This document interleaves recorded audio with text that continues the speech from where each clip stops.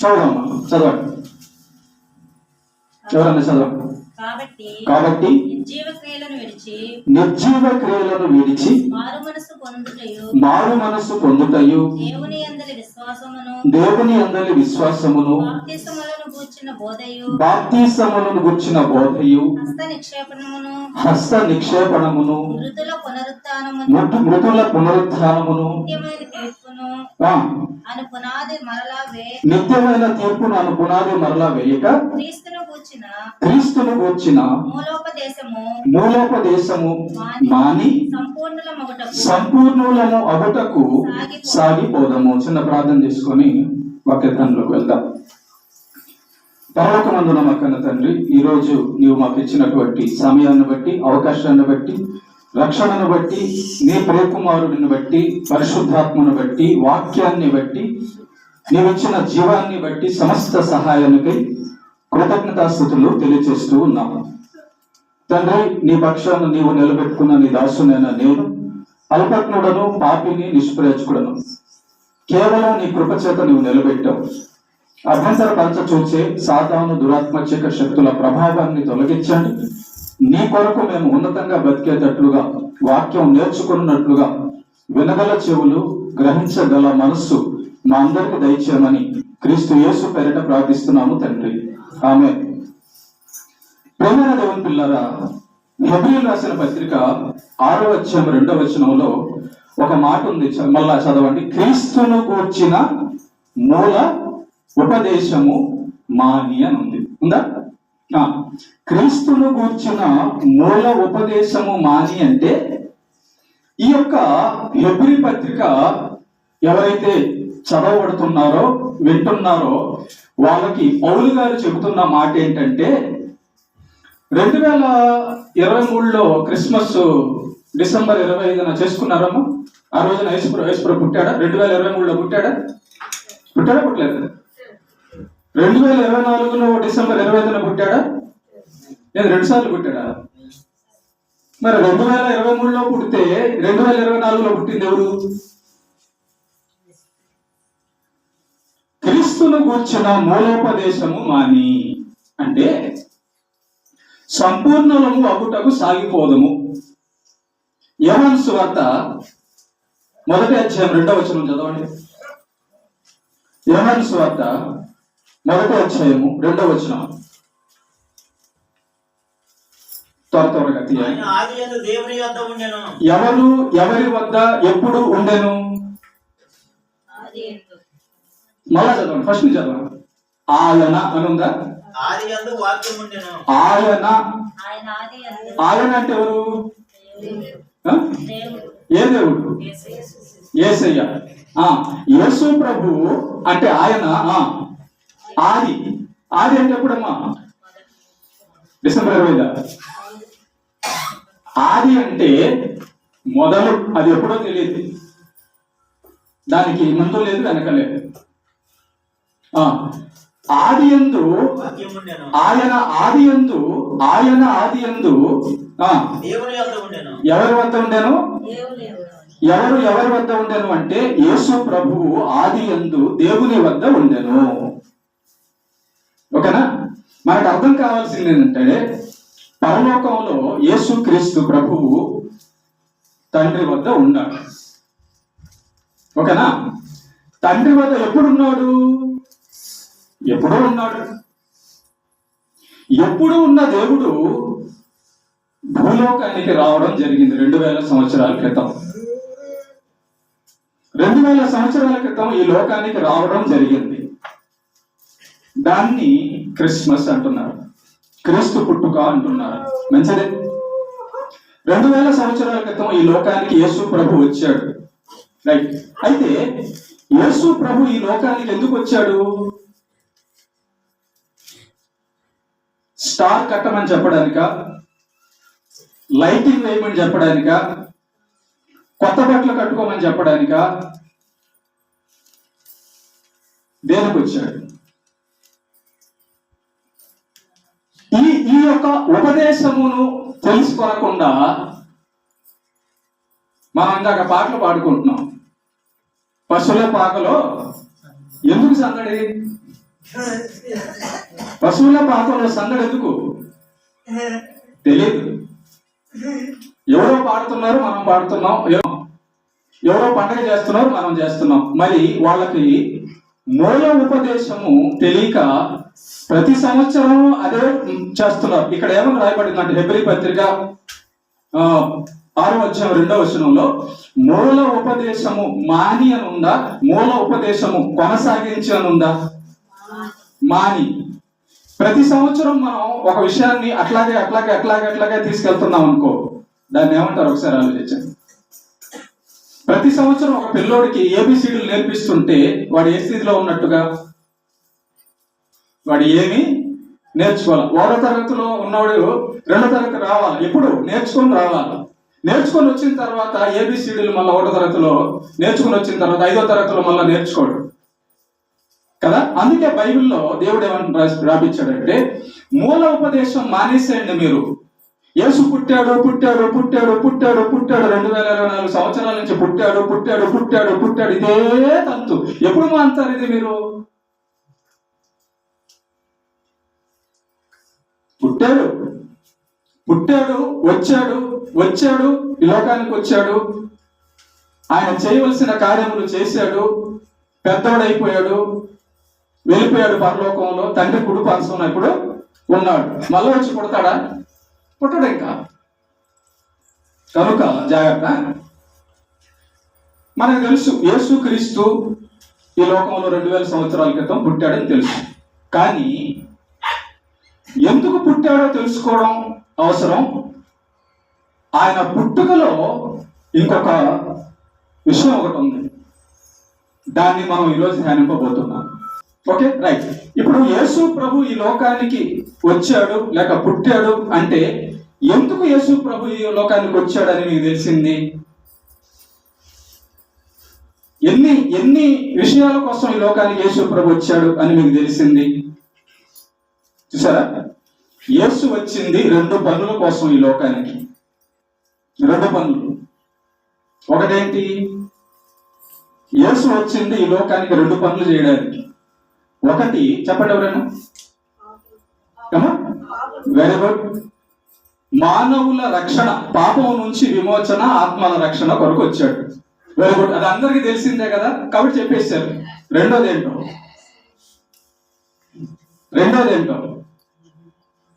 అది point. Already యేసు ప్రభు పుట్టాడు, మానవుల కోసం వచ్చాడు, అదంతా మనకు తెలిసిపోయింది కదా. రెండో పాయింటే ముఖ్యం. ఆ రెండో పాయింట్ మనం తెలియకుండా పండగ చేస్తున్నాం, తిండి వంటలు చేసుకుంటున్నాం, రకరకాలు చేసుకుంటున్నాం. తెలుసుకుందాం రెండో పాయింట్ ఏంటో. చూడండి ఒకసారి రెండో పాయింట్. 1వ యోహాను 3వ అధ్యాయం 8వ వచనం. యోహాను రాసిన మొదటి పత్రిక 3వ అధ్యాయం 8వ వచనం. 3వ అధ్యాయము 8వ వచనం. అపవాది మొదట నుండి పాపము చేయుచున్నాడు, కనుక పాపము చేయవాడు అపవాది సంబంధి. అపవాది యొక్క క్రియలను లయపరచుటకి దేవుని కుమారుడు ప్రత్యక్షుడు అయ్యను. రెండవ కారణం ఇది. మొట్టమొదటి కారణము మనుషులను పాపము నుంచి, మరణము నుంచి, నరకము నుంచి విడిపించడం మొట్టమొదటి కారణం అయితే, రెండవ కారణము ఆ మనుషులను పాపానికి, మరణానికి నెట్టి నరకానికి నడిపిస్తున్న వాడైన సాతాను యొక్క క్రియలను లయపరిచి వాడిని ఓడించి వాడిని నరకానికి పంపించడమే రెండవ కారణం. ఎప్పుడైనా క్రిస్మస్ లో యేసుక్రీస్తు యొక్క పుట్టుక గురించి చెబుతున్నారు 2024 సంవత్సరాలు, కానీ ఆయన పుట్టుక ముందు, పుట్టుక వెనకాల, ఆయన పుట్టుకలో ఉన్నటువంటి రహస్యాలు ఇంతవరకు లోకంలో ఎవరు మీకు అనేకులు చెప్పలేదు. తక్కువ మంది చెప్తారు ఈ విషయాలు. ఎందుకంటే వాళ్ళు పండగ సందడులు, పశువుల పాకలో సందడిలో ఉంటారు. వాళ్ళు సందడిలో ఉండేవాడికి సత్యం తెలియదు. పండగలో ఉండేవాడికి పరిశుద్ధ గ్రంథం తెలియదు. ఈరోజు తెలుసుకోండి. యేసు ప్రభువు పుట్టకూడదని యేసు ప్రభు పుట్టకూడదని ఒకడు ప్రణాళికలు రచించాడు. యేసు ప్రభు ఈ లోకానికి రాకూడదని ఒకడు ప్రయత్నాలు మొదలుపెట్టాడు. క్రీస్తు పుట్టుకను వెదికిన సాతాను జాడలు. బైబిల్ మొత్తం ఈ వాక్యం మీకు వివరించిన తర్వాత, అర్థం విన్న తర్వాత ఓపెన్ అవుతుంది. చూడండి ఒకసారి. బైబిల్ మొత్తం కూడా మీకు బైబిల్ చదివే వారైతే ఆది కాండం నుంచి ప్రకటన గ్రంథం వరకు ఒకవేళ అర్థం కాకుండా ఉంటే ఈరోజు మీకు అర్థం అవుతుంది. Okay, right. పరలోకంలో దేవుని వద్ద విరుద్ధంగా పాపము చేసిన అందున ఒక దేవదూత వారి అనుచరులు దయ్యాలయ్యారు. వాడే సాతాను. దేవునికి విరుద్ధంగా పరలోకంలో పాపం చేసినందువల్ల, అంటే దేవుని మాట వెనక దేవుని మీద గర్వించి దేవుని కంటే నేను ఎక్కువ అనుకున్నందువలన వాడు పాపి అయ్యాడు. వాడికి శిక్ష పడింది. తిమోతికి రాసిన మొదటి పత్రిక 3వ అధ్యాయము 6వ వచనం. తిమోతికి రాసిన మొదటి పత్రిక 3వ అధ్యాయం 6వ వచనం. అతడు గర్వాంధుడై అపవాదికి కలిగిన శిక్ష అంట. సాతానికి శిక్ష పడిందంట. ఏం శిక్ష పడింది? 41వ వచనం. అప్పుడు ఆయన ఎడమ వైపున ఉండు వారిని చూచి, శపింపబడిన వారులారా, నన్ను విడిచి అపవాదికిని వాని దూతకులకును సిద్ధపరచబడిన నిత్యాగ్ని. నరకం అనేది, నరక గుండం అనేది మనుషుల కొరకు కాదంట. దేవుడు సిద్ధం చేసింది సాతాను కోసం అంట. చూసారా? ఈ యొక్క సాతానికి శిక్ష పడింది. ఏం శిక్ష అంటే నరకపు శిక్ష పడింది. దేవుడు పరలోకాన్ని చేశాడు, భూలోకాన్ని చేశాడు. పరలోకం దేవుని కోసం, దేవదూతల కోసం, మనందరి కోసం. భూమి తన పిల్లలైన మానవులందరి కోసం. కానీ నరకం మనుషుల కోసం కాదు.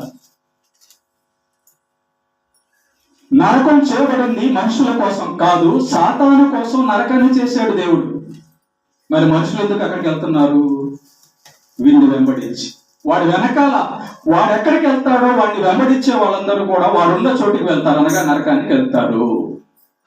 ఈ సాతానికి నరకానికి వెళ్ళాలన్నటువంటి తీర్పు ఎప్పుడు జరిగింది చూడండి. యోహాను సువార్త 16వ అధ్యాయం 11వ వచనం. బయట కొంచెం. యోహాను సువార్త 16వ అధ్యాయము 11వ వచనం.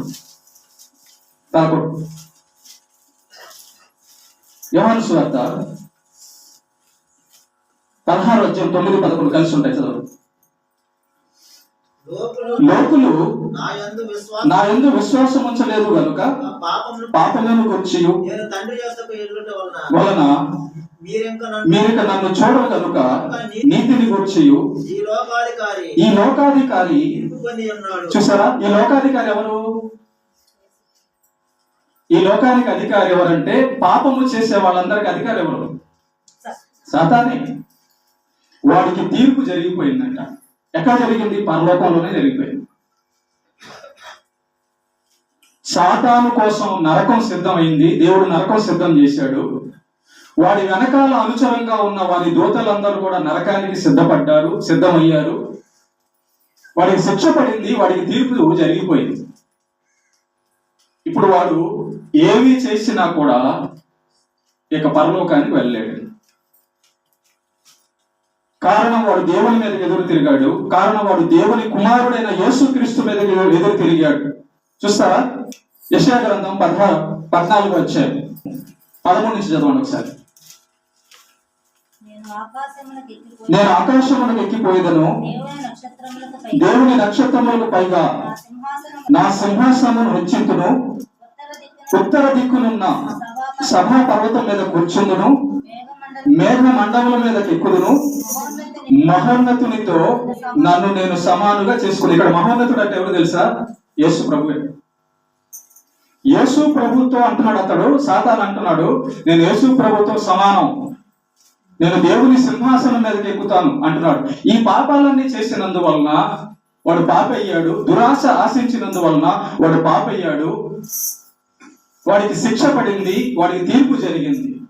కారణము దేవుని మీదకి ఎదురు తిరిగినందువలన, దేవుని కుమారుని మీదకి ఎదురు తిరిగినందువలన వాడికి శిక్ష, నరక శిక్ష, తీర్పు జరిగిపోయింది. జడ్జి గారు పలానా అతనికి ఉరి శిక్ష అని రాసిన తర్వాత ఇక వెనక ఎవరు తీయడానికి కుదరదు. రాష్ట్రపతి ఒకవేళ క్షమాభిక్ష పెట్టొచ్చు, ఆయన కూడా ఏమనలేదు అనుకో. జడ్జి గారు ఉరి శిక్ష అని చెప్పిన తర్వాత ఇంకా కేసు వెనక్కి రాదు. పరలోకపు జడ్జి అయిన దేవుడు సాతానికి నరక శిక్ష అని రాసేసాడు. నీకు నాకు నరక శిక్ష దేవుడు తీర్పు తీర్చకుండా ఉండేటట్లు చూసుకోవాలి.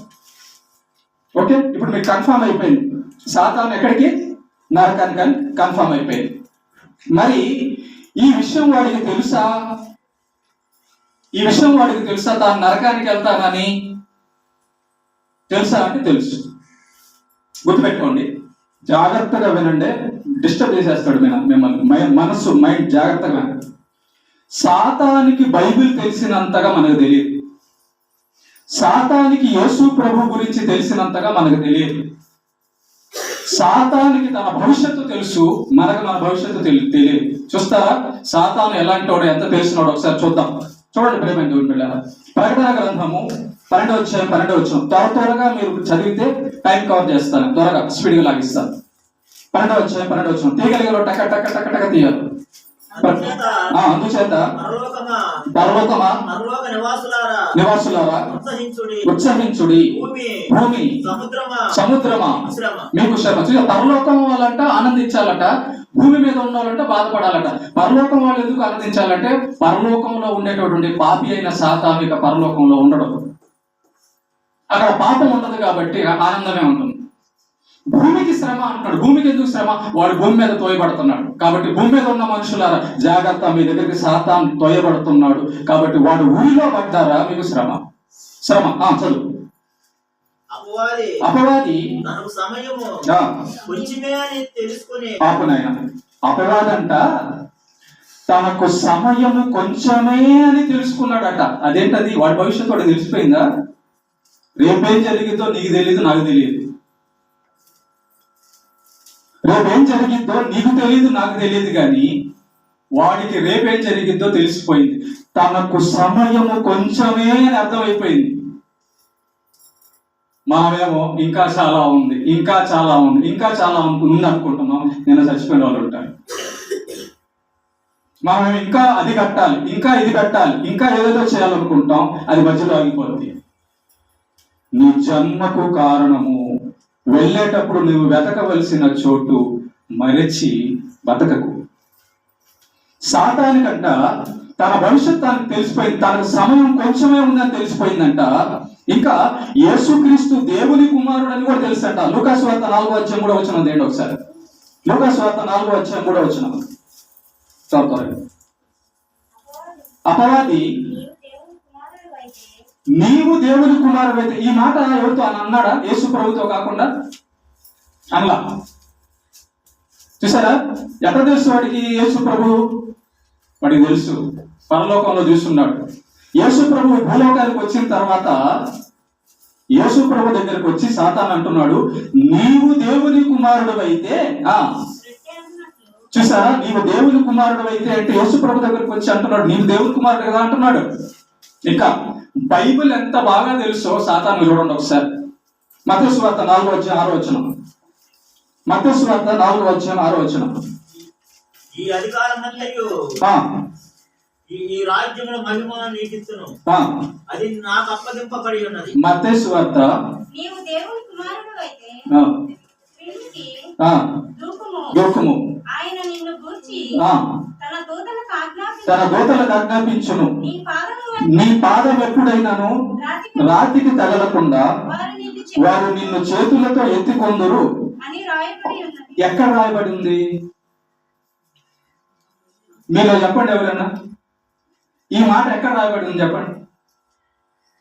అది మనకు తెలిసింది. మన చేతిలో బైబిల్ ఉందా, కానీ ఈ వాక్యం ఎక్కడుందో మనకి తెలియదు. అందుకే మోసపోతున్నాం. అందుకే నరకానికి వెళ్తున్నారు మనుషులందరూ కూడా. దేవుడు ఏ గ్రంథం అయితే ఇచ్చాడో, ఏ గ్రంథంలో ఉన్న ఆయన మాటలు అయితే జరుగుతాయో, ఏ గ్రంథంలో ఉన్న ఆయన మాటల ప్రకారం మనిషి భవిష్యత్తు బాగుంటుందో దాన్ని పక్కన పెట్టాడు. 12 గంటలకు వచ్చాడు చర్చికి. ఏం ముందు పెట్టుకున్నాడు? రకరకాలని. ఈరోజు నేను ఇదిగో అందరికి కనబడాలంటే మంచి డ్రెస్ వేసుకోవాలి. వేసుకో. 9 గంటలకు వేసుకోవద్దా? వేసుకోకూడదా? 9 గంటలకు వేసుకోకూడదా మంచి డ్రెస్? 12 గంటలకు ఎందుకు వేసుకున్నావు? రైట్, చూడండి. పరిశుద్ధ గ్రంథంలో పలానా చోట పలానా దగ్గర ఇలాగ రాయబడి ఉంది కదా, నీ గురించే కదా అంటున్నాడు సాతాను యేసు ప్రభు దగ్గరికి వచ్చి. అంటే వాడి టాలెంట్ అంతా ఒకసారి ఆలోచించాడు. రోజు యేసు పుట్టాడు, యేసు పుట్టాడు, యేసు పుట్టాడు అని ఇక మిగతా ఏం లేవా?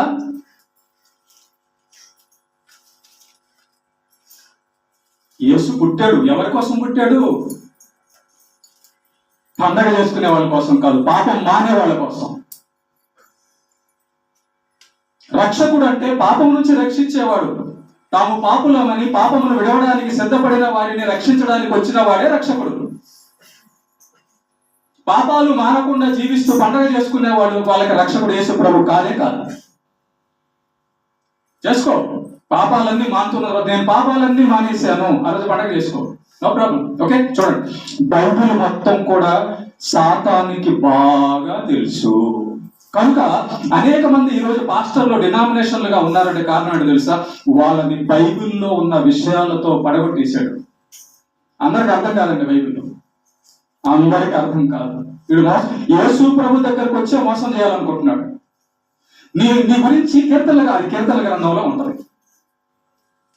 కీర్తన గ్రంథం ఉంటది. యేసు ప్రభు దగ్గరకు వచ్చి నీ గురించి అక్కడ రాయబడి ఉంది కదా, దూకేసాయి, నేను పట్టుకుంటారు దేవతలు అని అంటున్నాడు. చూసారా? ఇంకా ఈ సాతాను మనుషుల యొక్క అధికారి అని వ్రాయబడి ఉంది. చూడండి ఒకసారి లూకాసు వార్త 4వ అధ్యాయం 5-7. లూకాసు వార్త 4వ అధ్యాయం, లూకాసు వార్త 4వ అధ్యాయము. అప్పుడు అపవాది ఆయనను తీసుకొని పోయి భూలోక రాజ్యములన్నిటినీ ఆగమ్మా. అక్కడ ఏమని రాయబడిందంటే యేసు ప్రభు దగ్గరికి సాతాను వచ్చి ఆయన తీసుకొని పోయాక ఈ భూలోక రాజ్యములన్నిటినీ ఒక నిమిషంలో ఆయనకు సాతాను చూపించాడట. మీరు చూపించగలరట? మా పక్కన ఊరిలో ఏం జరుగుతుందో మీరు చూపించగలరా? మా పక్క ఇంట్లో ఏం జరుగుతుందో మీరు చూపించగలరు ఎవరికైనా? మన పక్క దేశంలో ఏం జరుగుతుందో మీరు చూపించగలరు ఎవరికైనా?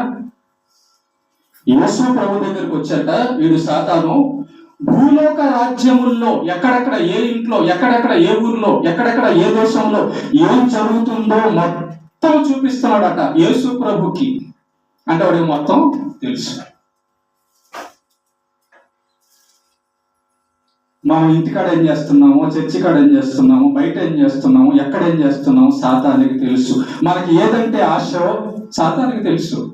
కనుకే ఎవరికి డబ్బు ఆశ ఉందో, ఎవరికి స్త్రీ, ఎవరికి పురుషుడు, ఎవరికి ఏ ఆశ ఉందో, ఎవరికి గర్వం మొత్తం వాడికి తెలుసు. తెలుసుకొని నీ దగ్గరకు వస్తాడు. నీకు స్త్రీ అంటే పిచ్చి అనుకో, స్త్రీని పంపిస్తాడు. నీకు పురుషుడు అంటే పిచ్చి అనుకో, పురుషుడిని అందమైన ఒకరిని తీసుకొస్తాడు, అందమైన ఒక స్త్రీని తీసుకొస్తాడు. నీకు డబ్బు అంటే పిచ్చి అనుకో, డబ్బుని తీసుకొస్తాడు నీ దగ్గరికి. పాపము చేసేటట్టు చేస్తాడు, మొత్తం తెలుసు. ఒక నిమిషంలో భూమి మీద ఎంతమంది మనుషులు ఉన్నారు, ఎన్ని స్థలాలు ఉన్నాయి, ఎన్ని రాజ్యాలు ఉన్నాయి, ఒక నిమిషంలో యేసు ప్రభుకి వాడు మొత్తం చూపించేసాడు. చూపించి ఏమంటున్నాడు? మనుషుల వెనకాల సాతాను యొక్క కుట్రలు. మీరు అనుకుంటున్నారేమో పలానతన్ని చంపేసింది వాడు కదా. వాడు కాదు, వాడి వెనకాల ఉన్నాడు వీడు. జాగ్రత్త. ఒక వచనం చదువుదాం. యోహాను సువార్త 8వ అధ్యాయం 44వ వచనం. యోహాను సువార్త 8వ అధ్యాయం 44వ వచనం. యోహాను సువార్త 4వ అధ్యాయము 8వ అధ్యాయం 44వ వచనం. యోహాను సువార్త 8వ అధ్యాయము 44వ వచనం. అపవాది అనగా సాతాను సంబంధులు మీ తండ్రి కూర్చున్నారు. ఆది నుండి వాడు నరహంతకుడు అంట. ఎప్పటి నుంచి అంట? ఆది నుంచి అంటే ఏదేను తోట నుంచి. మొట్టమొదటి మన మనిషి అయిన ఆదాము అవ్వలు ఎక్కడ పుట్టారు? ఏదైనా తోటలో దేవుడు పుట్టించాడు భూమి మీద. ఓకేనా? అక్కడే పెట్టాడు. ఓకేనా? అక్కడే మానవుల యొక్క ప్రారంభమైంది. అంతేనా? రైట్. జాగ్రత్త. వాడు ఆది నుండి నరహత్య చేయడానికి ట్రై చేస్తున్నాడంట. నరహత్య అంటే మనుషులను చంపడం. ఏమా? నరహత్య అంటే ఏంటి? మనుషులను చంపడం. ఇంతకీ మనుషులను చంపితే వీడికి ఏమొస్తుంది? మనుషులను చంపాలన్న ఆలోచన వీడికి ఎందుకు కలిగింది? ప్రేమైన దేవుని బిడ్డలారా, మనుషులను చంపాలన్న ఆలోచన వీడికి ఎందుకు కలిగిందంటే, జాగ్రత్తగా, వాని నాశనం వాడికి తెలపబడింది. ఈ సాతాను యొక్క నాశనం వాడికి తెలపబడింది. వాడిని ఓడించేవాడు ఎవడో, వాడు ఏ విధంగా నాశనం అవుతాడో ఆ సంగతులన్నీ కూడా సాతానుకు తెలపబడింది. ఇప్పుడు మనకి యేసు ప్రభు దేవుడు అని తెలపబడింది. నమ్మకపోతే నరకానికి వెళ్తావని తెలపబడింది. నమ్మితే పరలోకానికి వెళ్తావని తెలపబడిందా లేదా? వినబడిందా లేదా? వాడికి కూడా వినబడింది. వాడి భవిష్యత్తు, నీ భవిష్యత్తు ఇది, నువ్వు నా మీదకి ఎదురు తిరిగావు కాబట్టి నీ భవిష్యత్తు ఇది అని దేవుడు వాడికి తెలియజేసేసాడు. తెలియజేసిన తర్వాత వాడి యొక్క నాశనం, ఆ ప్రణాళిక జరగకుండా ఆపే ప్రయత్నం, ఆలస్యం అయ్యే ప్రయత్నం మొదలుపెట్టాడు. వారి నాశనం ఎవరి ద్వారానో ఆ యేసును మరియు ఆయన ఎవరిలో పుడతాడో ఆ మానవ జాతిని నాశనం చేస్తే వాడు తప్పించుకోవచ్చు. యేసు ప్రభు పుట్టింది ఎవరికి అమ్మా? మరియ స్త్రీ. పురుషుడు ఉండాలి.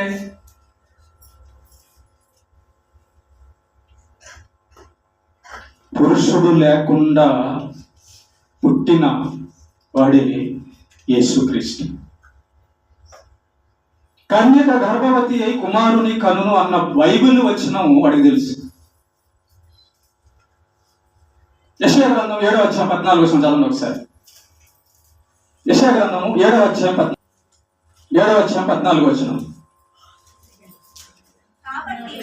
కాబట్టి ప్రభువు తానే ఒక సూచన మీకు చూపును, ఆలకించుడి.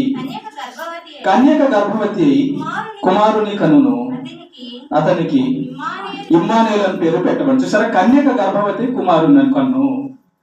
వాడికి సమస్తం తెలుసు. బైబిల్లో ఉన్నది మొత్తం కూడా తెలుసు అని చెప్పాను కదా.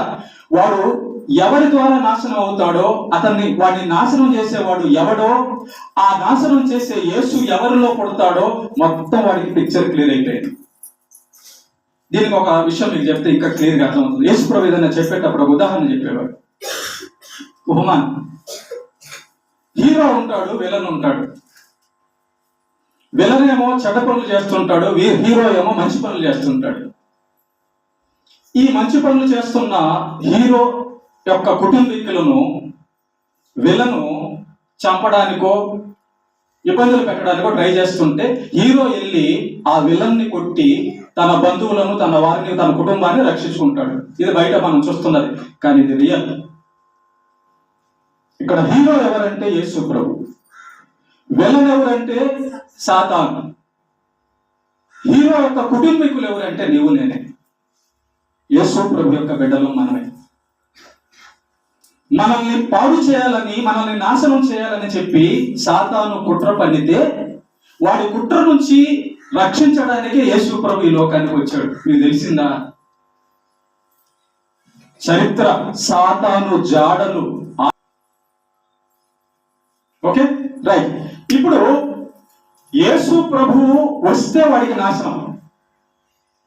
యేసు ప్రభువు భూలోకానికి వస్తే వాడి క్రియలు లయమవుతాయి, వాడు నరకానికి వెళ్ళడం జరుగుతుంది. కాబట్టి యేసు ప్రభుని టార్గెట్ చేసి అసలు యేసు ప్రభువే భూలోకానికి రాకుండా చేస్తే నాకు మరణం ఉండదు కదా, నాకు నాశనం ఉండదు కదా అని తెలుసుకున్న సాతాను ఏదైనా తోటలో నుంచి మొదలు పెట్టాడు. చూడండి, మీరు బైబిల్ ఎన్నిసార్లు చదివి ఉంటారు కదా, ఇప్పుడు చూడండి నేను చెప్పినప్పుడు ఇది విన్న తర్వాత ఒకసారి ఆలోచించండి. వాడు ఆది నుండి నరహంతకుడు అని మనం చదివాం, అవునా? ఆదాము అవ్వల్ని చంపేది ఎవరు? సాతానే. ఆదాము అవ్వల దగ్గర నుంచి ఈ రోజు ఉన్న మనుషులందరి వరకు కూడా నరహత్యలు చేస్తుంది. పాపము ద్వారా మరణం వచ్చింది సాతాను వల్లనే. ఎందుకు చంపాలనుకున్నాడు మనిషినంటే? వాడు ఉండాలని. వాడు ఉండకుండా ఎందుకు పోతాడు? వాడిని చంపే యేసు ప్రభు వస్తాడు. వాడిని చంపి నాశనం చేసే యేసు ప్రభు రాకుండా ఉండాలంటే ఒక ప్లాన్ చేయాలి. ఎందుకు యేసు ప్రభు ఎక్కడ వస్తాడు? మానవ రూపంలో మానవుడిగా వచ్చి మానవుల శరీరం ధరించుకొని వాడిని కొడతాడు. ఈ చరిత్ర అంతా వాడికి తెలుసు, తెలపబడింది. కనుక ఇక మొదలు పెట్టాడు వేట. ఓహో, నా మరణము నా నాశనము మానవ జాతిలో నుంచి వచ్చే క్రీస్తు ద్వారా అన్నమాట, యేసు ద్వారా అన్నమాట. అయితే అసలు ఆ మానవ జాతిని నాశనం చేసేస్తే యేసు ప్రభు రాడుగా అనుకొని కంకణం కట్టాడు. ఓకే, హవ్వ దగ్గరికి వెళ్ళాడు. హవ్వ దగ్గరికి వెళ్ళి పాపము చేపించి హవ్వను చంపేయాలనుకున్నాడు. ఆ యేసు ప్రభు ఆమెలోంచి రాకూడదు అనుకున్నాడు. చూడండి ఒకసారి ఆదికాండము 3వ అధ్యాయం. ఇక్కడ మీరు ఆదాము అవ్వల్ని చూస్తున్నారు, కానీ దాని వెనకాల సాతాను ఉన్నాడు. చూడండి ఒకసారి ఆదికాండము 3వ అధ్యాయం 15. మరియు నీకును స్త్రీకిని నీ సంతానమునకును ఆమె సంతానమునకును వైరము కలగజేసేదను. చూసారు, ఇక్కడ పాయింట్ మొదలైంది. యేసు ప్రభు యొక్క పుట్టుక సాతానికి తెలిసిపోయింది. ఒక స్త్రీలో నుంచి యేసు ప్రభు పుడతాడు. పురుషుడి సంబంధం లేకుండా ఒక స్త్రీలో నుంచి యేసు ప్రభు పుడతాడని వాడికి తెలపబడింది. అవునా? అట్టయితే హవ్వను లేపేసేస్తే యేసు ప్రభు, ఇక హవ్వ ఆదామును లేపేస్తే ఇక మానవ జాతి ఉండరు కదా. మానవ జాతి లేకపోతే నా నాశనం ఉండదు. ఏం ప్రణాళిక వేసాడో తెలుసా? హవ్వ దగ్గరికి వెళ్ళి మాయ మాటలు చెప్పి హవ్వని పాపంలో పడేసి మరణింపజేస్తే ఇక హవ్వ చనిపోతే హవ్వలో నుంచి ఇక యేసు ప్రభు రాలేడు కదా అని ప్లాన్ వేశాడు. హవ్వ ఆదాముల దగ్గరికి వెళ్ళింది నరహత్య చేయడానికి, యేసు ప్రభుని రాకుండా అడ్డుకోవడానికి. అక్కడి నుంచి మొదలు పెట్టాడు. మానవ జాతి మొత్తాన్ని చంపేస్తే అసలు యేసు ప్రభు వాళ్ళలోంచి రాడు. మొట్టమొదటి కుమారుడు ఎవడు? కయను. రెండో కుమారుడు ఎవడు? హేబెల్. కయను హేబెల్ ఎందుకు చంపాడు? వీళ్ళు పిల్లలు పుడితే వాళ్ళ పిల్లల్లోంచి, కయనులోంచి అన్నా హేబెల్లోంచి అన్నా పుడతాడేమో యేసు ప్రభు. కయనుకి చెప్పాడు, రే మీ తమ్ముడు చూడు మహాదైవ భక్తుడు అయిపోతున్నాడు, నీకంటే గొప్ప అంట, వెళ్ళేసేసేవాడిని. కయను వెనకాల కుట్ర సాతాన్ది. హేబెలు చంపబడడానికి కారణము సాతానే. ప్రేమైన దేవుని బిడ్డలారా, ఇలా మానవ జాతి ప్రారంభం నుంచి కూడా ఈ యొక్క సాతాను ప్రతి మనిషిని వాళ్ళల్లో యేసు ప్రభు పుట్టకూడదు అనుకుంటూ మొదలు పెట్టాడు. మొదలు పెడుతూ చూడండి, అబ్రహాము దగ్గరికి వస్తాడు. మొదట మత్తయి సువార్త 1వ అధ్యాయం తీయండి. మత్తయి సువార్త 1వ అధ్యాయం. మత్తయి సువార్త 1వ అధ్యాయం 1వ వచనం చదవండి. అబ్రహాము కుమారుడగు, చూసారా, యేసు క్రీస్తు ఎవరి కుమారుడు రాయబడింది ఇక్కడ? ఏమా? మొత్తం అబ్రహాము నుంచి దావీదు ద్వారా బయటకు వస్తాడని రాయబడింది. ఇక్కడ మత్తయి సువార్తలో 1వ అధ్యాయంలో మీరు వారి పేర్లు చూస్తుంటారు, కానీ ఇక్కడ ఏముందంటే యేసు ప్రభు ఎక్కడి నుంచి ఎవరి ద్వారా వస్తాడని చరిత్ర. మీరు ఈ అధ్యాయంలో ఏదో వాళ్ళ పేర్లు వాళ్ళ నాన్నల పేర్లు ఉన్నాయనుకుంటున్నారేమో, కానీ ఇక్కడ ఏం చెప్పాడు తెలుసా దేవుడు? సీక్రెట్ గా యేసు ప్రభు ఎవరిలోంచి వస్తాడో రాయబడింది. అబ్రహాములో నుంచి, ముందు ఆదాము అవ్వల్లో నుంచి, తర్వాత వాళ్ళకు పుట్టినటువంటి కయీను హేబెల్లోంచి, కయీన్ నుంచి, తర్వాత వాళ్ళకు పుట్టిన నోవహులోంచి, తర్వాత వాళ్ళకు పుట్టినటువంటి అబ్రహాము లోంచి రావాలి మానవ. ఇప్పుడు ఆ ఆదాము అవ్వాలిగా నాశనం అయ్యారనుకో, లేకుండా పోయారనుకో, యేసు ప్రభు రాలేడు. అబ్రహాము దగ్గర కూడా వెళ్ళాడు యేసు ప్రభువుని రానికుండా చూడడానికి. అబ్రహాము నుంచి రావాలి యేసుక్రీస్తు. చూడండి ఒకసారి ఆదికాండము 12వ అధ్యాయం. ఆదికాండం 12వ అధ్యాయం జాగ్రత్తగా ఫాలో అవ్వండి. ఆదికాండము 12వ అధ్యాయం 14 చదవండి. అబ్రహాము ఐగుప్తులో చేరినప్పుడు ఐగుప్తీయులు ఎవరు? సారా. చదవమా. అయ్యుంటాడు చూచిరి. ఫరో యొక్క అధిపతులు ఆమెను చూచి ఫరో ఎదుట ఆమెను పొగడిరు గనుక ఆ స్త్రీ ఫరో ఇంటికి తేబడింది. ఎవరు? అబ్రహాము యొక్క భార్య శారా. ఎక్కడ తేబడింది? ఫరో దగ్గరికి తేబడింది. జాగ్రత్త. అబ్రహాము యొక్క భార్య ఎవరు? శారా. శారా యొక్క భర్త ఎవరు? అబ్రహాము. ఈ అబ్రహాము శారా నీతిమంతులుగా ఉంటేనే ఆ నీతిమంతుల యొక్క కడుపులో నుంచి యేసు ప్రభు రావాలి. ఇప్పుడు ఈ శారాని ఫరో తీసుకెళ్ళిపోయాడు. శారాని ఫరో తీసుకెళ్ళిపోతే భర్త కాకుండా వేరే వాడైన ఫరో శారాని పాడు చేస్తే ఆమె వ్యభిచారం అయిపోయింది. ఫరోకి ఆలోచన ఇచ్చింది సాతానే. ఏమైనా ఆలోచన చేశాడు తెలుసా? ఇదిగో ఆ శారాన్ని తీసుకొచ్చేసి, ఎందుకు? ఆ శారాలో నుంచి యేసు ప్రభు రాకూడదు.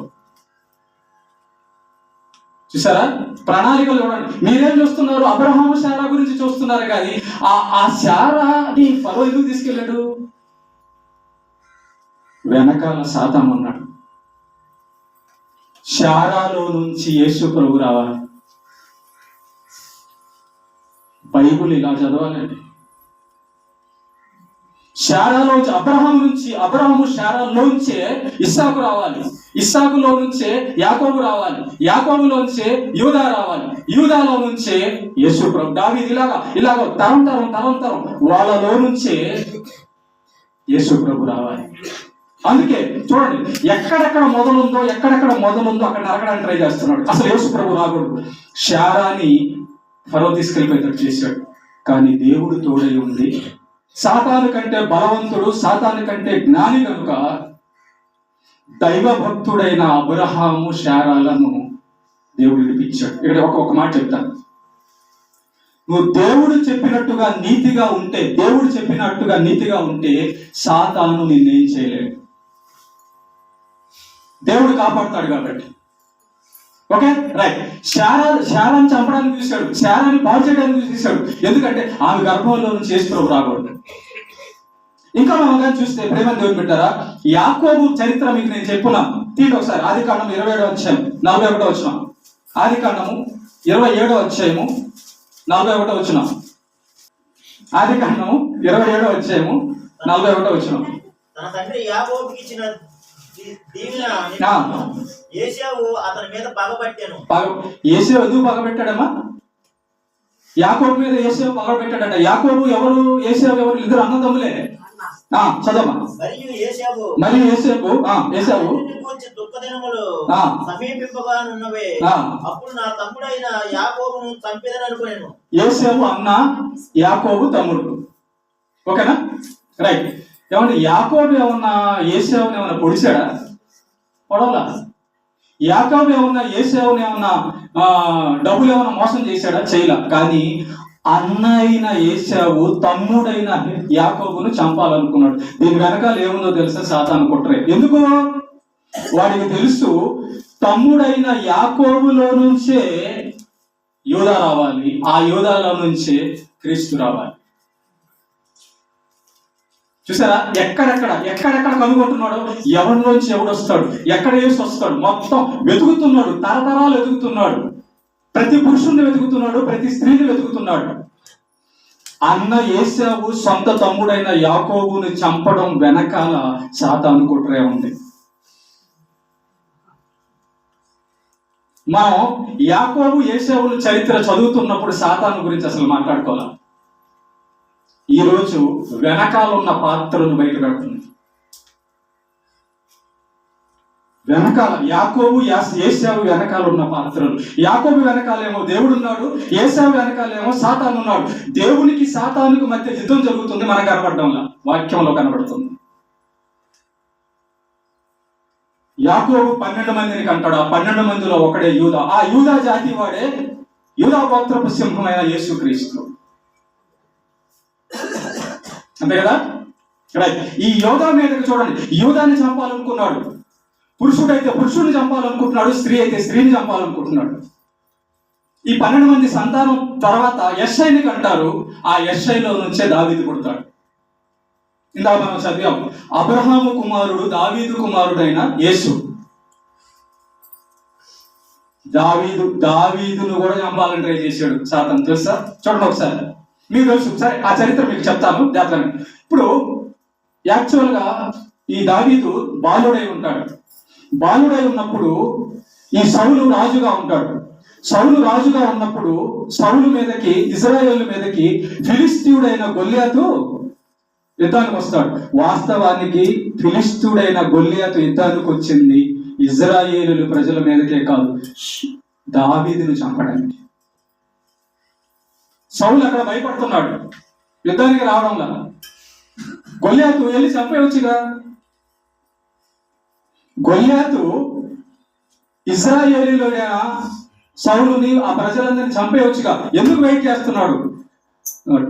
గొల్యాతు టార్గెట్ సౌలు కాదు, దావీదు. ఎందుకు? ఆ దావీదులోంచే యేసు ప్రభు పుడతాడు, ఆ దావీదు సంతానంలోంచే యేసు ప్రభు పుడతాడు. కాబట్టి వెయిట్ చేశాడు అక్కడ. మనకు అక్కడ ఎవరెవరి యుద్ధం కనబడుతున్నదంటే దావీదుకి గొల్యాతుకి మధ్య యుద్ధం జరుగుతుంది. కాదు కాదు కాదు, దావీదు వెనకాల దేవుడు, గొల్యాతు వెనకాల సాతాను. చూసారా ఎలా ఎలా వీడిపోతుందో బైబిల్? ఎలాగ దాని వెనకాల పాత్రలు కనబడుతున్నాయి చూడండి. తర్వాత దావీదుకి దేవుడు తోడై ఉండి గొల్యాతుని చంపించేస్తాడు. ఓకే, తెలిసిందా మనకి? అవునా? చంపించేస్తాడు. తర్వాత ఏం జరుగుతుందని చూడండి. ఇప్పుడు దావీదు చనిపోలా గొల్యాతు చేత, గొల్యాతే చనిపోయాడు. దేవుడు శక్తిమంతుడు, మరి దావీదుని చంపడం ఎలా? చూడండి ఒకసారి ఆ వచనం చూద్దాం. 1 సమూయేలు 16 వచ్చాయి, 14-16 చదవండి. 1 సమూయేలు 16-14 అధ్యాయము. 1 సమూయేలు. యెహోవా ఆత్మ సౌలును విడిచిపోయి యెహోవా వద్ద నుంచి దురాత్మ ఒకటి వచ్చి అతనిని వెరపింపగా సౌలు సేవకులు దేవుని యొద్ద నుండి వచ్చిన దురాత్మ ఒకటి నిన్ను వెరపించి ఉన్నది. మా ఏలినవాడవైన నీవు ఆజ్ఞయిమ్ము, దాసులమైన మేము సిద్ధంగా ఉన్నాము. చూడండి, ఇక్కడ 16వ అధ్యాయం 14వ వచనంలో మనం ఏం చదువుతున్నామంటే, యెహోవా ఆత్మ సౌలును విడిచిపోయినప్పుడు. అదేంటి అంటే, ఒక మనిషిలో దేవుని ఆత్మ అన్నా ఉండాలా, ఒక మనిషిలో దయ్యపు ఆత్మ అన్నా ఉండాలా. యెహోవా ఆత్మ పోతే ఇంకేం ఆత్మ వస్తుంది? దయ్యం, సాతాను వచ్చాడు. ఎవరిలోకి? సౌలు రాజులోకి. సౌలు రాజులోకి వచ్చిన ఈ దయ్యము ఏం చేస్తుందో చూడండి ఒకసారి. 19వ అధ్యాయం, అదే 1 సమూయేలు 19వ అధ్యాయము 9-10 వచనాలు. 9-10 వచనాలు. యెహోవా వద్ద నుండి దురాత్మ సౌలు మీదకి వచ్చాను. యెహోవా వద్ద నుండి దురాత్మ సౌలు మీదకి వచ్చాను. దురాత్మ అంటే ఎవరు? సాతానే. దురాత్మ సౌలు మీదకి వచ్చాను. సౌలు ఈట చేత పట్టుకొని ఇంట కూర్చుండి ఉండను. దావీదు సితార వాయించుచుండగా సౌలు ఒకే దెబ్బతో దావీదును గోడకు పొడుచుతున్న తాత్పర్యము కలిగి ఈట విసిరెను. దావీదు అతని యొద్ద నుండి తప్పించుకొనినందున ఈట గోడకు నాటగా దావీదు ఆ రాత్రి యందు తప్పించుకొని పోయెను. సౌలు దావీదు ఎందుకు చంపాలనుకున్నాడు? దావీదును చంపాలనుకున్నది సౌలు కాదు, సౌలు వెనకాలన్న సాతాను. ఎందుకు? ఈ దావీదులోంచే యేసుప్రభు వస్తాడు.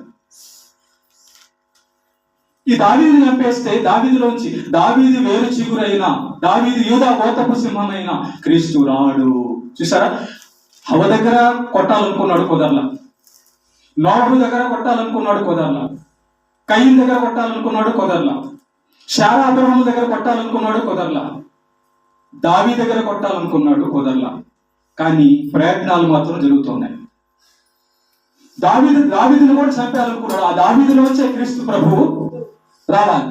Okay, right. ఇలాగా బైబిల్ అంతా మనం పరిశీలించుకుంటూ వస్తే, బైబిల్ అంతా కూడా పరిశీలించుకు వస్తే, ఇప్పుడు యేసు ప్రభు పుట్టుక దగ్గరకు వచ్చేద్దాం. ఓకే, యేసు ప్రభు పుట్టుక దగ్గరకు వచ్చేస్తే, యేసు ప్రభు ఎవరికి పుట్టాడను? ఇంకొక మాట చెప్తాం. ఒక్కతను మిస్ చేశాను, ఒక్కతను మిస్ చేశాను. అది అతను ఎవరంటే మోషే. మోషే కాలంలో మగపిల్లలందరినీ చంపడం జరిగింది. చూడండి ఒకసారి ఆ మాట చదువుకొని అక్కడికి వెళ్ళిపోతాం. నిర్గమాకాండం 1వ అధ్యాయం, నిర్గమాకాండం 1వ అధ్యాయం 22వ వచనం. నిర్గమాకాండము 1వ అధ్యాయము 22వ వచనం. అయితే ఫరో హెబ్రీల్లో పుట్టిన ప్రతి కుమారుని నదిలో పారవేయండి. ఎందుకు ప్రతి కుమారుని ఎందుకు పారవేయండి? పారవేయండి. ప్రతి కుమార్తెను బ్రతకనీయుడి ఆయన తన జనులందరితో చెప్పారు. చూసారా, ఇక్కడ కూడా సాతాను ఫరోని ప్రేరేపించి హెబ్రీల్లో ప్రతి కుమారుడు చంపబడాలి అంటున్నాడు. మగవాడు ఉంటేనే కదా స్త్రీని పెళ్లి చేసుకుంటాడు, స్త్రీని పెళ్లి చేసుకుంటే కదా వారిలోంచి సంతానం వస్తారు. అక్కడ కూడా ఫరో ఐగుప్తు దగ్గర సాతాను ఫరో వెనకాల సాతాను కుట్ర పన్ని దేవుని ప్రజలైన ఇజ్రాయేలు హెబ్రీలు అందరినీ కూడా చంపేసేస్తే వాళ్ళలోంచి క్రీస్తు రాడనుకొని వాళ్ళందరినీ చంపాలనుకున్నాడు. కానీ వాళ్ళల్లో ఒకడైన మోషేని దేవుడు తప్పించాడు. ఎక్కడ పెట్టాడు తెలుసా? ఫరో ఇంట్లోనే పెట్టాడు తప్పించి. దేవుని బలం ఎదుట సాతాను జ్ఞానము బలం పనికిరాదు. కానీ కుట్రలు జరుగుతున్నాయి. యేసు ప్రభు రాకుండా, యేసు ప్రభు పుట్టకుండా వెనకాల పాత్రగా ఉండి సాతాను నడిపిస్తున్నాడు. ఓకే, ఈ మోషే విషయంలో చూసాం. మోషేని చంపేయాలనుకున్నాడు సాతాను. మోషే ఆ ఐగుప్తులు ప్రజలందరినీ బయటికి తీసుకొస్తే వాళ్ళలో నుంచే వీళ్ళందరూ వస్తారు. మిగతా వాళ్ళందరూ వస్తారు. కాబట్టి వాళ్ళలో రాకుండా ఉండాలంటే వీళ్ళందరినీ లేపేయాలని కుట్ర పన్నాడు. కానీ అప్పుడు పిల్లలందరినీ చంపేశాడు ఫరో, మోషే తప్ప. చూడండి దేవుడు ఎలా కాపాడుకుంటూ వస్తున్నాడు. ఆయన ప్రణాళిక ఎలా జరుగుతూ వస్తుందో. సాతాను ఎలాగ తన ఆయుష్ను పొడిగించుకోవాలని, తాను నాశనం కాకూడదని ఎలా కుట్ర పన్నుతున్నాడు. ఈ చరిత్ర అంతా తెలియకుండా మీరేదో పండగల్లో దీంట్లో మునిగిపోయారు. వెనకాల యేసు ప్రభు పుట్టుక వెనకాల ఎంత మంది మీద కుట్ర జరిగింది చూడండి ఒకసారి. యేసు ప్రభు పుట్టడానికి వెనకాల కారణమైన స్త్రీని, పురుషులను ఎంత మందిని చంపడానికి సాతాను కుట్ర పడుతున్నాడు చూడండి ఒకసారి. ఇక్కడ దేవుడి పని జరుగుతుంది కాబట్టి నా మీద కూడా హత్యా ప్రయత్నాలు, కుట్రలు జరుగుతున్నాయి. అని దేవుడు ఉన్నాడు. మీకు తెలియదు, మీరేమనుకుంటారు అవన్నీ చిన్న కాదు. ఇదిగో ఇలాంటి సంగతులు నేను చెబుతానని, వాడిని సాతాన్ని బయట పెడతానని ఏ రోజైతే నేను ప్రకటన చేశానో ఆ రోజు నుంచి శ్రమలు మొదలయ్యాయి. ముందే ఉన్నాయి. మీకు తెలుసు అది. మీరు తెలుసుకోగలరా ఇది అదని? తెలుసుకోలేరు. చూడండి, ఈ యొక్క జరుగుతున్న హత్య ప్రయత్నాలన్నీ మీరు బైబిల్లో చదివి ఉంటారు. కానీ ఈ కారణం మోషేని ఎందుకు చంపాలనుకున్నారు ఫరో తెలియదు. ఆదమ వాళ్ళని ఎందుకు సాతాను చంపాలనుకున్నాడు తెలియదు. ఏశావు యాకోబుని ఎందుకు చంపాలనుకున్నాడు మీకు తెలియదు. దావీదుని సౌలు ఎందుకు చంపాలనుకున్నాడు మీకు తెలియదు. కానీ బైబిల్లో దేవుడు ఏం చెప్తున్నాడు తెలుసా? యేసు రాకూడదని. యేసు వస్తే వాడికి మూడింది. యేసు వస్తే వాడికి నాశనం ఉంది. యేసు వస్తే వాడు టైం అయిపోయి నరకానికి వెళ్ళిపోతాడు. ఇప్పుడు నేను ఈ పాఠం చెప్పిన తర్వాత మీరు చదువుతూ ఉంటే, ఒరే మోషేని ఫరో చంపాలనుకుంది ఎందుకా? ఏశావుని యాకోబు చంపాలనుకుంది ఎందుకా? వాడు ఆది నుండి నరహంతకుడు. ఎందుకు? యేసు పుట్టకూడదని. ఓకే, తర్వాత ఇక మోషేని చంపాలనుకున్నాడు, కుదరలేదు. చివరికి వచ్చేద్దాం. మీకు ఇదంతా పెద్ద పాఠం కాబట్టి తర్వాత వీలైతే నేను వివరిస్తాను. ఇప్పుడు యేసు ప్రభు స్త్రీలోంచి పుడతాడు అని చెప్పని తెలుసుకున్న సాతాను ఒక పన్ను ఇంకా ఈ లోకంలో ఇంకో పని కూడా చేశాడు. ఆ పని ఏంటో తెలుసా? చూడండి, ఇప్పుడు బాగా మీకు కనెక్ట్ అయిపోతుంది. తల్లి గర్భంలో ఉన్నప్పుడే ఆడపిల్లలను చంపేస్తున్నారు. ఆడపిల్లని తెలిస్తే మనకు ఒక చట్టం కూడా వచ్చింది. ఏం చట్టం అంటే లింగ నిర్ధారణ చేయకూడదు. డాక్టర్ అమ్మైనా కానీ కడుపులో పోయి ఉన్న బిడ్డ ఆడైనా మగైనా చెప్పడం నేరం అనే చట్టం ఒకటి ఉంది. వచ్చింది తెలుసా? ఎందుకు వచ్చింది ఆ చట్టం తెలుసా? ఆడపిల్ల అంటే చంపేస్తున్నారు. అవునా? నేను చెప్పింది నిజమే? నిజమే కదా? ఏ ఆడపిల్ల అయితే ఏమి? ఈ ఆడపిల్ల పుట్టకూడదు. ఆ ఆడపిల్లలోంచే ఒక మగపిల్ల పిల్లోడు పుడతాడు. ఆ మగపిల్లలే దేవుని పిల్లలు అయితే వాడికి ప్రమాదం. పిల్లలు ఎవరికి అంటారు? తండ్రిలోంచి తల్లికి. తల్లి గర్భం ధరిస్తుంది. దీని వెనకాల సాతాను కుట్ర ఉంది. నీకు తెలీదు. అమ్మాయి పుడితే పెళ్లిళ్ళు చేయాలని చాలా చాలా రకరకాల ఖర్చులు ఉంటాయని చెప్పి మీకు చెప్పాడు. అసలు కారణం ఏంటో తెలుసా? వాళ్ళలోంచి దేవుని బిడ్డలు పుడతారు కనుక గర్భంలోనే చెదివేస్తే నాలాంటి రారుగా. మా అమ్మని మా తాత ఆడపిల్ల ఎందుకని చంపేస్తున్నాడు అనుకో, ఈరోజు ఈ వాక్యం మీరు వినేవాళ్ళ? లింక్ అవుతుందా? కరెక్ట్గా లింక్ అవుతుంది అంతే, వాక్యం అంతే. ఇప్పుడు యేసు ప్రభు ఎక్కడ పుట్టాలి? మరియ గర్భంలో పుట్టాలి. వచ్చేసేయండి మత్తయి సువార్త, ముగించేసుకుందాం. మత్తయి సువార్త 1వ అధ్యాయంలో వచ్చేసాడమ్మా. మత్తయి సువార్త 1వ అధ్యాయం. మత్తయి సువార్త 1వ అధ్యాయంలో చూడండి, యేసుక్రీస్తు మరియ గర్భంలో పుట్టబోతున్నాడు కదా. పుట్టాడు కూడా. కానీ చూడండి, ఎప్పుడైతే యేసు ప్రభువును మరియమ్మ గర్భం ధరించిందో అక్కడ చూడండి, మరియమ్మ యేసేపుల మీద కుట్ర మొదలైంది. ఎలా మొదలైందో చెప్తాను చూడండి. హేరోదు రాజు మరియమ్మకు పుట్టినటువంటి యేసు ప్రభుని చంపాలనుకొని పగబట్టాడు. కానీ వాడి పగ వెనకాల సాతాను ఉన్నాడు. చూస్తారా మాట? చూడండి ఒకసారి. మత్తయి సువార్త 2వ అధ్యాయం 13వ వచనం చదవండి ఒకసారి. 2వ అధ్యాయం 13. వారు వెళ్ళిన తర్వాత ఇదిగో ప్రభుదూత స్వప్నమందు యోసేపునకు ప్రత్యక్షమై హేరోదు ఆ శిశువును సంహరింపవలెనని ఆయనను వెదకబోచున్నాడు. గనుక నీవు లేచి ఆ శిశువును ఆయన తల్లిని వెంట పెట్టుకుని ఐగుప్తునకు పారిపోయి నేను నీతో తెలియజెప్పు వరకు అక్కడనే యేసు ప్రభువుని భూమి మీదకి తీసుకురావడానికి దేవుడు పడిన కష్టాలు,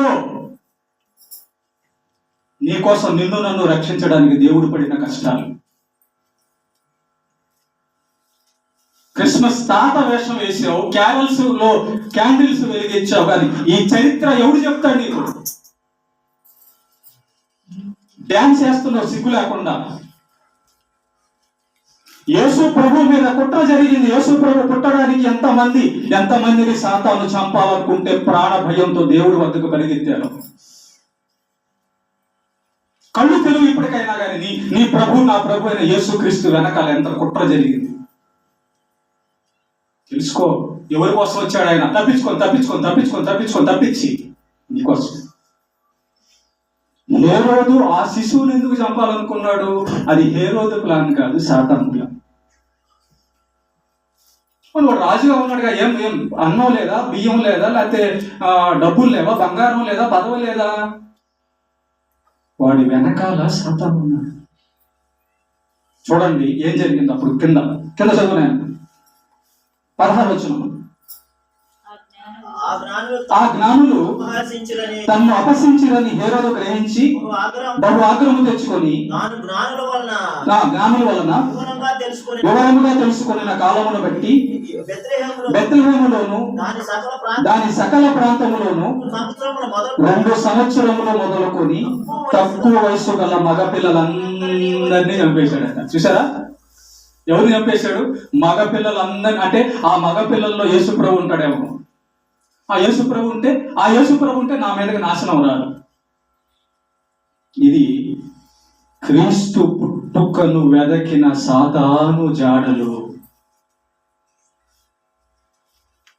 మీరేమో జ్ఞానులు అని చెప్పి ముగ్గురికి వేషం వేసి డ్రామాలు వేస్తున్నారు. మరియమ్మ యేసేపు అని చెప్పి వేషాలు వేసి డ్రామాలు వేస్తున్నారు. ఈ సత్యం ఎవరు చెప్తాడు మీకు?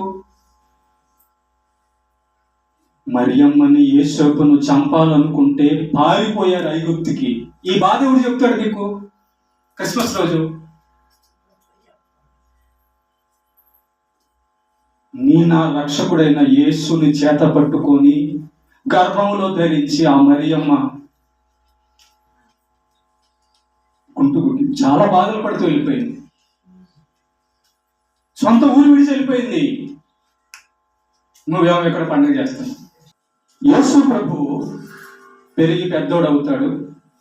పెరిగి పెద్దోడైన తర్వాత ఇక్కడ కూడా చూడండి, యేసు ప్రభుని వదలడం లేదు ఈ యొక్క సాతాను.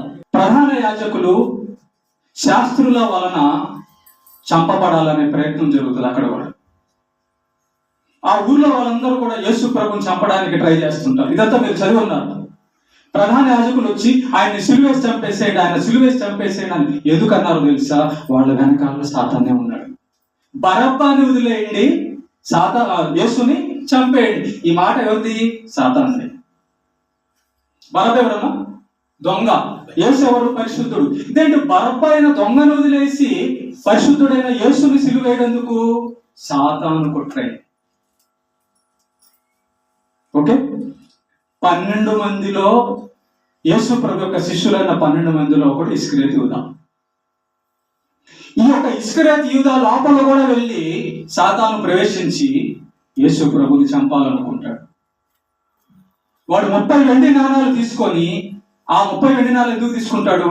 యేసు ప్రభుని పట్టించడానికి, చంపేయడానికి. చూసారా? పెద్దోడైన తర్వాత కూడా ఈ 12 మందిని ఎన్నుకున్న తర్వాత కూడా అనేక మందికి స్వస్థత ఇస్తూ, ఆత్మ రక్షణ ఇస్తూ, మంచి జీవితాలు ఇస్తున్న యేసు ప్రభుని పక్కనున్న ఇస్కరియోతు యూదా చంపేయాలనుకున్నాడు. ఇది ఇస్కరియోతు యూదా ఆలోచన కాదు, సాతాను ఆలోచన. మీరు చూస్తే ఇస్కరియోతు యూదాలో సాతాను ప్రవేశించెను అనే మాట కనబడుతుంది. ఇస్కరియోతు యూదాలో సాతాను ప్రవేశించి ఈ కార్యాలన్నీ కూడా చేస్తున్నాడు అనే మాట మీకు సువార్తల్లో కనబడుతుంది. చూసారా? అడుగడుగున యేసు ప్రభుని వెనకాల ఎప్పుడు చంపేద్దామా, ఏం చేసేద్దాం అని చెప్పి సాతాను వెనకాల తిరుగుతున్నాడు. మనుషులను యేసు ప్రభు ఆ మనుషుల్లోంచి రాకూడదని, ఎవరి ద్వారా అయితే పుట్టబోతున్నాడు వాళ్ళందరినీ చంపేయాలని ప్లాన్ చేశాడు. కానీ దేవుడు తప్పించుకుంటూ వచ్చాడు. ఈయన యేసు ప్రభుని చంపాలనుకున్నాడు, కానీ వాస్తవానికి యేసు ప్రభు యొక్క మరణం ద్వారానే దేవుడు వీడిని ఓడించాడు. యేసు ప్రభు యొక్క పవిత్రమైన రక్తం ద్వారానే ఈ సాతాన్ని దేవుడు యేసు ప్రభు ఓడించాడు. చూడండి, ఈ యొక్క యేసు ప్రభు గురించి పరలోకపు దేవదూతలందరికీ తెలుసు. ఆ మాట చదవండి, లూకాసు వార్త 2వ అధ్యాయం. ఆ మాట చదవండి, లూకాసు వార్త 2వ అధ్యాయం. లూకాసు వార్త తీయండి ఒకసారి. లూకాసు వార్త 2వ అధ్యాయం 8వ వచనం. ఆ దేశంలో కొందరు గొర్రెల కాపరులు పొలంలో ఉండి రాత్రి వేళ తమ మందను కాచుకొనుచు ఉండిరి. ప్రభువు దూత వారి వద్దకు వచ్చి భయపడి దూత వారి దగ్గరకు వచ్చాడట. అయితే ఆ దూత భయపడకుడి, ఇదిగో ప్రజలందరికీ కలగబోవు మహా సంతోషకరమైన సువర్తమానము నేను మీకు తెలియజేస్తున్నాను. దావీదు పట్టణమందు నేడు రక్షకుడు మీ కొరకు పుట్టి ఉన్నాడు, ఈయనే ప్రభు అయిన యేసుక్రీస్తు. దానికి ఇదే మీకు ఆనవాలు. ఒక శిశువు పొత్తి గుడ్డలతో చుట్టబడి ఒక తొట్టిలో పండుకొని ఉంటా మీరు చూసిదరని వారితో చెప్పాను. వెంటనే పరలోక సైన్య సమూహము ఆ దూతతో కూడా నుండి సర్వోన్నతమైన స్థలంలో దేవునికి మహిమయు ఆయనకిష్టులైన మనుషులకు భూమి మీద సమాధానము కలుగుగా కానీ ఆ దేవుని స్తోత్రించుచున్నారు. చూడండి, ఇక్కడ దేవదూత ఆ గొర్రెల కాపరి దగ్గరకు వచ్చి ఇదిగో మీకు రక్షకుడు పుట్టబోచున్నాడు అని చెప్పినప్పుడు పరలోకంలో ఉన్న దేవదూతలందరూ కూడా ఆ దేవదూతతో ఉన్నారట అని రాయబడ్డాడు. అంటే క్రీస్తు గురించిన సమాచారం మొత్తం పరలోకంలో ఉన్న దేవదూతలందరికీ తెలుసు, సాతానుతో పాటు.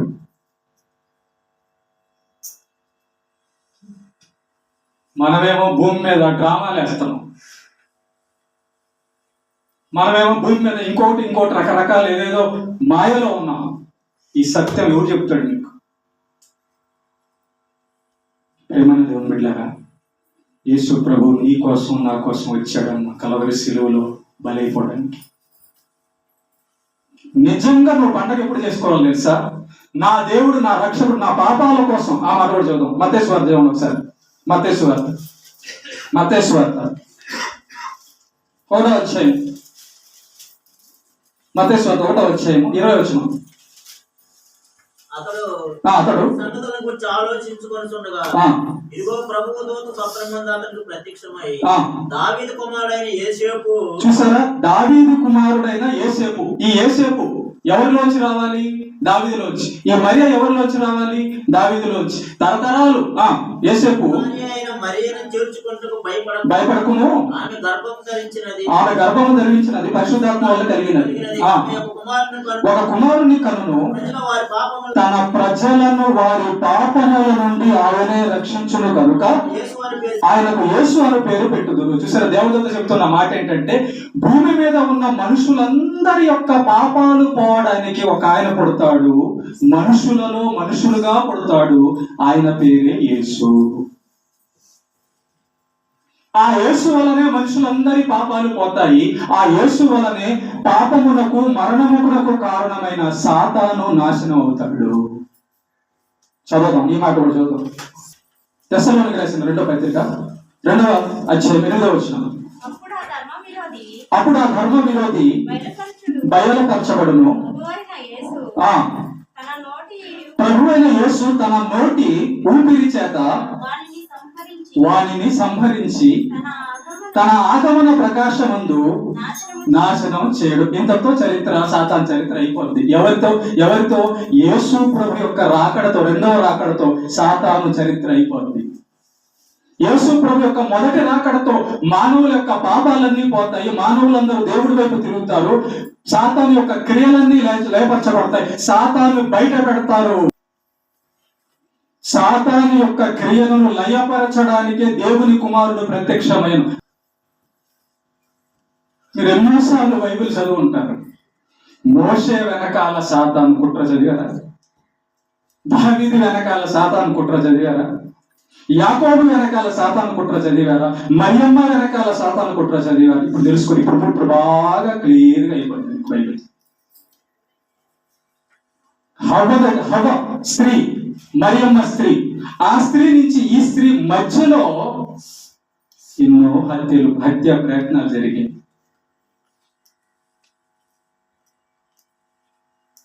నువ్వు మరియమ్మ లాగా దేవుణ్ణి పరిశుద్ధంగా ఉండి కనడానికి సిద్ధపడిన జీవితం లాగా ఉంటావు, యోసేపు లాగా నీతిమంతుడుగా ఉంటావు, దావీదు లాగా దేవుడి పక్షాన ఉంటావు, లేక సాతానుకి సిద్ధపరచబడిన నరకాగ్నికి వెళ్ళిపోతావో ఒకసారి తెలుసుకో. యేసు నువ్వు పాపాలు మానాలని పుట్టాడు, నువ్వు పరిశుద్ధుడు అవ్వాలని పుట్టాడు, నువ్వు పరలోకం వెళ్ళాలని పుట్టాడు. పండగ చేసుకోవడానికి కాదు. పాపం మానినప్పుడు పండగ చేసుకో. నువ్వు పాపం మానకుండా చేసుకునే పండగ సాతాను పండగ. నువ్వు పాపం మానకుండా కట్టే స్టార్ సాతానికి మహిమ. నువ్వు పాపం మానకుండా చేసుకునే పిండి వంటలు, కట్టుకునే బట్టలు సాతానికి. ఇంత కుట్ర జరిగింది యేసు ప్రభు పుట్టుక వెనకాల. రాత్రి పగళ్ళు మేము ధ్యానం చేసి దేవుడి కృప వలన విషయాలన్నీ బయట పెడుతున్నాం. అందుకే ఇందాక కూడా చూడండి ఎంత డిస్టర్బ్ అయిపోయింది చూసాడు. వాడే ఇలాంటి విషయాలు అందుతాయని వాడే చేసేసాడు. కానీ దేవునికి మహిమ కలుగును గాక. దేవుడు ఎప్పుడు కూడా విజయాన్ని అందిస్తాడు, గుర్తుపెట్టుకోండి. మీరే కల్లారా చూస్తున్నారు, వాటి వెనకాల ఉన్నది వాడే. ఏమా కనుక ఇప్పటి నుంచి మీరు బైబిల్ చదివేటప్పుడు హవ్వ దగ్గర నుంచి ఆదికాండం నుంచి ప్రకటన గ్రంథం వరకు చదివేటప్పుడు యేసు ప్రభు పుట్టుకను మనసులో పెట్టుకొని సాతాను ఆ పుట్టుకను అడ్డుకుంటున్నాడు అనే ప్రణాళికతో చదివితే బైబిల్ క్లియర్ అయిపోతుంది. అంతే. రెండు కారణాలు యేసు ప్రభు భూలోకానికి వచ్చింది. ఒకటి నిన్ను నన్ను రక్షించడానికి, రెండోది సాతాన్ని నరకంలో పడేయడానికి. సిద్ధపడ్డావా యేసు ప్రభు చెప్పినట్లుగా జీవితం? యేసు రెండవ రాకడలో 2 పనులు జరుగుతాయి. ఒకటి సాతాన్ని నరకంలో పడేస్తాడు, రెండోది ఆయన చెప్పినట్టు బతికి వారిని పరలోకాన్ని తీసుకెళ్ళిపోతాడు. ఎక్కడ ఉంటావు? సాతాన్ వెనకాల నరకంలో ఉంటావా? యేసు ప్రభు వెనకాల పరలోకంలో ఉంటావా?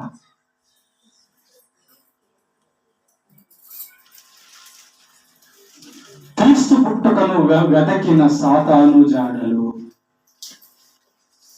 ఏమా అందరికి అర్థమైందా? నాకు క్లియర్గా అర్థమైంది. అందరి చేతులు ఎత్తండి. అందరికి అర్థమైందా? రైట్. ఇది క్రీస్తు పుట్టుక వెనకలో ఉన్నటువంటి జరిగినటువంటి కార్యక్రమాలు.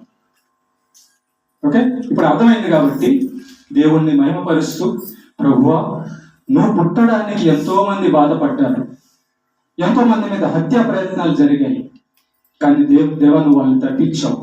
సాతాను కంటే బలవంతుడు కాబట్టి నేను కూడా నైనా నీ వాక్యం ప్రకారం బతకాలనుకుంటున్నాను, కాబట్టి నన్ను కూడా మరియమ్మని తప్పించినట్టుగా, దావీదుని తప్పించినట్టుగా తప్పించంటే అప్పుడు తప్పిస్తాడు రోగాల నుంచి, ప్రమాదాల నుంచి. ఈ కళ్ళను టీవీలకు అప్పగించి, ఈ ఒంటిని తప్పుడు పనులకు అప్పగించి దేవా నన్ను కాపాడమంటే గొల్లియాతులాగా తీసేస్తాడు. నోవహు జలప్రలయంలో లాగా తీసేస్తాడు, యేసవులాగా తీసేస్తాడు. నోవహు కాలంలో జలప్రలయం వచ్చింది, వాళ్ళలాగా తీసేస్తాడు. క్రీస్తు పాదాల కిందకి సమస్తం దేవుడు తీసుకెళ్తున్నాడు. జాగ్రత్త. రెండో పాయింట్, రెండవ మెసేజ్ చెప్తానన్నానే, అది మన గురించి ఉంటది. ఇప్పుడైతే క్రీస్తు గురించే చెప్పాను నేను. క్రీస్తు వెనకాల, క్రీస్తు పుట్టకును ఆపడానికి ట్రై చేసిన సాతాన్ జాడలని చెప్పాను. రెండవ సబ్జెక్ట్ లో ఏముంటదంటే నీ గురించి, నా గురించి ఉంటుంది. నా గురించి సాతాన్ ఎలా కుట్ర పన్నాడు మన వెనకాల, నీ గురించి ఎప్పుడైనా చూసుకున్నావా? అది రెండవ భాగం. దేవునికి మహిమ కలుగును కాక.